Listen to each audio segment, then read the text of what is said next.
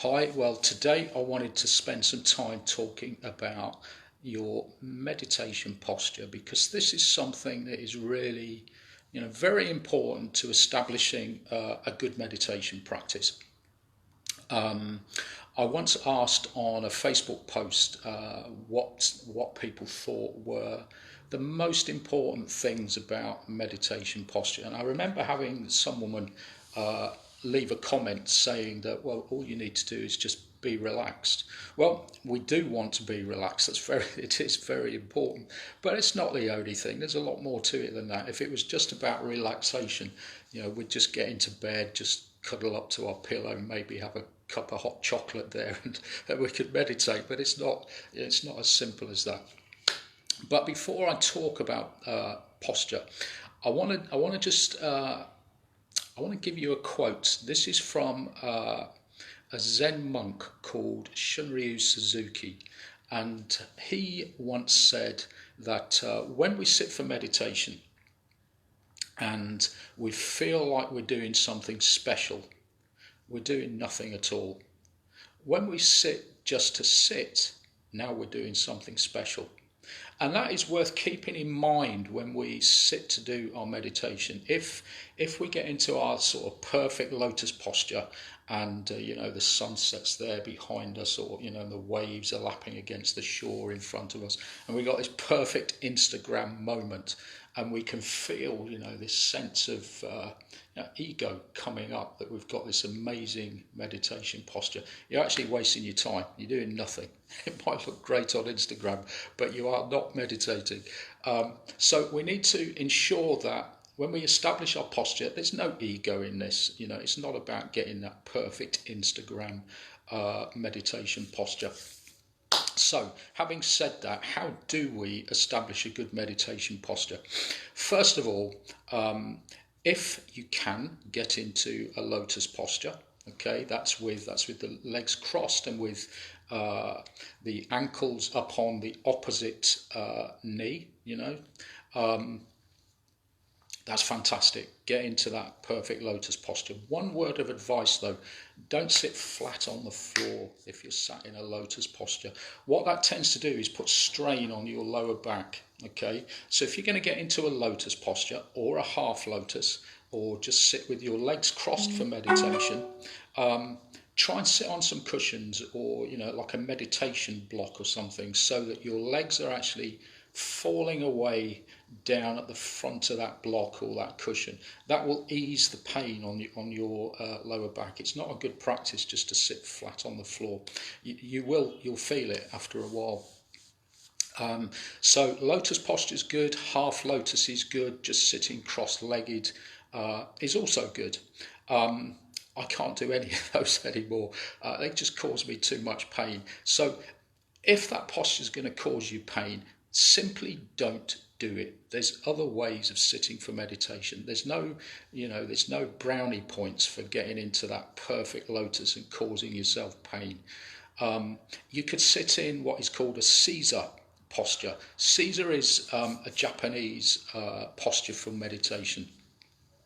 Some people consider this to be a very traditional Japanese approach to meditation. Actually, it's not that traditional, to be honest. The Caesar posture has only been around for 200 years. By all means, feel free, if you're engaged in some sort of Japanese practice where you feel you must sit in Caesar. No, you don't. What you're doing is actually crushing your ankles with your full body weight. So if you do find that uncomfortable, don't sit in Caesar. Okay, it's not a requirement of any Japanese practice. As I said, it is only 200 years old, that particular posture. So by all means, feel free to discard that and find something a bit more comfortable. I often use a meditation bench, or something sometimes called a Caesar bench, where you tuck your legs underneath the bench. You sit on the bench with your legs underneath. That is a very comfortable alternative to sitting in traditional Caesar. So you can try that. If none of these things work for you or appeal to you, by all means, just sit on a chair. There's nothing wrong with sitting on a chair to meditate. It's perfectly acceptable approach to meditation. But some tips about that particular posture. So if you're going to sit on a chair, make sure your feet are planted firmly on the floor, okay? And you're trying to make a tripod. You've sort of got this a triangle. You've got your knees here with the base of your spine, and you're making this triangular tripod shape. So aim for that. Your knees should not be higher than your hips. Where I'm sat here, that is in fact the case, and I can feel the strain a little bit on my lower back there, which is not good for meditation, okay? So your knees either want to be at the height of your hips or preferably a little bit lower. If that's not the case, just sit on some cushions, raise yourself up a little bit, okay? That's a good approach. If you're quite a short person, or you're sat on a very tall chair and your feet actually don't touch the floor, by all means put a cushion down there and place your feet on that. Just get this sense of being connected and grounded. Also, very important aspect of, if you're going to sit on a chair, try to sit away from the back of the chair. When you rest against the back of that chair, what your mind is thinking is, okay, he's resting against the back of that chair. That means I can just fall asleep and he's not going to notice.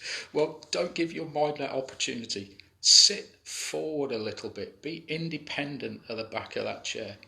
Your body should be not reliant on anything external to you when you sit to meditate. You don't want to be sat against the back of that chair. You don't want to be crashed up against the wall. Sit independent. Of course, if you've got back problems, then put a cushion there, use some support, or if necessary, please do rest against the back of that chair. But this is something you do only because you have to ease pain. Otherwise, sit forward, sit independent. Now, when we've got our meditation posture, whether it's sat in a lotus on the floor, or whether it's sat in Caesar, or whether you're sitting on a chair, what we want to establish is this sort of quiet dignity about our posture, okay, which should be dignified. We want this sense of dignity in our posture. Now, if I'm sat, as I said, this is a bit low for me, but if I'm sat here meditating, I'm sort of hunched forward and slouched forward a little bit, and there's no dignity in the way, or there's no sense of having a dignified posture in the way that I'm sat here. So I want to sit up a little bit. I don't want to overextend my back, okay? Your back has a natural S-shaped curve to it. We want to sit upright, but allow your back to sit naturally, expressing its natural shape. So I'm sitting upright, my head should be up. I can put the tongue to the roof of my mouth. That helps to reduce the amount of saliva that your mouth produces, so there's less distraction from that.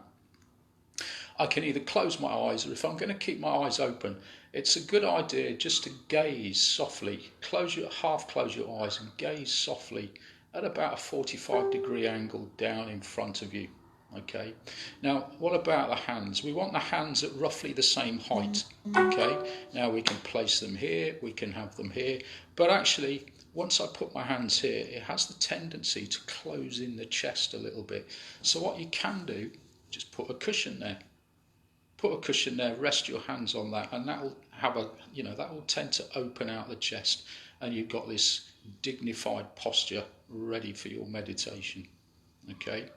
Now, the Buddha talked about different types of meditation posture, from the least active to the most active. So the least active being laying down. Then there's sitting and standing and then walking. So least active to most active. It is acceptable to lay down to meditate. Sometimes, it's the best thing to do. And certainly if you're at the end of a yoga practice and you're laying there in Shavasana, then of course, you're laying down. You're going to meditate while you're laying down. If you want to try meditating while you're lying down, what I suggest you don't do is lay on your bed. As soon as you lay on your bed, there's a good chance you're going to fall asleep. We spend our whole lives conditioning ourselves to the fact that when we go to bed, we're actually going to go to sleep. So it's not the best place to do a laying down meditation. If you're going to lay down, find a rug or roll out your yoga mat and lay on that. Lay on the floor somewhere comfortable. You can put a bolster or cushions under your legs. That'll have the action of flattening out your back a little bit. So if you've got back problems, that's quite a good thing to do. Or if you've got problems with your legs, it's often a good idea just to put something under your knees, and that'll help a lot. Arms resting, on the belly somewhere, or you can put them down at your side, palms facing up. There are variations on the laying down posture, actually. Certainly Zen within the Zen meditation tradition. But that's laying on your back in that posture is a good approach. So I hope that's giving you some ideas about meditation. Keep in mind, it's really important what Shunryu Suzuki said about practicing meditation. Once you've got your posture established, you don't let your mind start playing games with you and get into this. Look at me in my perfect lotus posture. And don't let the ego arise, because as Shunryu Suzuki said, when you feel like you're doing something special, actually you're doing nothing at all. You might as well get up and go and have a coffee. It's a complete waste of time. When you just sat to sit, just sit to sit. Now you're doing something special. Just sit to sit. That's all. Yeah, relaxed, dignified, composed, still. Stillness is the key. Okay, I will come back and do another video about what we do with our mind in our preparation for meditation as well, because this is important. But for today, that's enough. I just wanted to talk about the physical posture aspects of our practice. I hope the sound has worked on this video this time, because I don't want to have to say all of that again. But thanks for watching, and I'll be back again soon. Bye bye.